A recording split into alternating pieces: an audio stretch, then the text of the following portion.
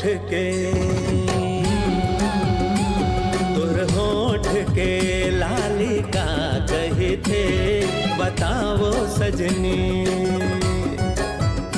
तोरे नाक के नथनी का कहे थे बताओ सजनी। हाँ बता सजनी, बता सजनी, बता सजनी।